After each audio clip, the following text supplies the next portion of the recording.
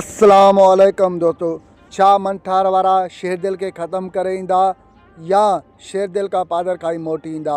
छा मल्हार वॾेरे बालाज खान के ख़त्म कंदो या बालाज खान राबेल के अगवा कराईंदो या छा शेरदिल रावल खान वारनि सां ठाह कंदो।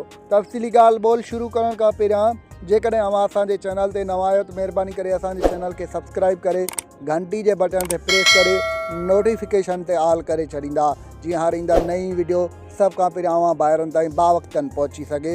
दोस्तों हाणे हलूं था मेन ॻाल्हि ॿोल तरफ़। दोस्तों जीअं त तव्हां ॾिसंदो मेगा सोपतियल पापनगर जे ईंदा नई एपिसोड में मंठार वारा शेरदिल तरफ़ ईंदा पर हो वापसि मोटी वेंदा। मंठार वारनि खे शेरदिल त हथु कोन ईंदो, बहरहाल रावल खान वारनि जो मुंशी यानी के कमदार हथु ईंदो, उनखे ॾाढो सटको कुटको ॾेई वापसि मोटी। एपिसोड में तव्हां इहो बि ॾिसंदो त शेरदिल रावल वारनि सां कॾहिं बि हथु कोन मिलाईंदो, छो जो हो कॾहिं बि कोन चाहींदो त कंहिं रहिस या बोतार जो हामी थिए। ॿिए तरफ़ तव्हां ॾिसंदो बालाज खान ते अंदरूनी तरफ़ यानी कि हुनजी भाॼाई, हुनजी घरवारी ऐं हुनजी धीअ हुन ते ॾाढो ज़ोर रखियो वेठा आहिनि त तूं रोशन खे जल्द अज़ जल्द आज़ादु कर, पर हुन ॻाल्हि खां उहो इनकार करे छॾींदो। होॾो तव्हां ॾिसंदो त कमीनो वॾेरो बालाज खान राबेल खे बि हाणे अगवा कराईंदो ऐं उन खां पोइ मल्हार तमामु घणे जोश में अची वेंदो।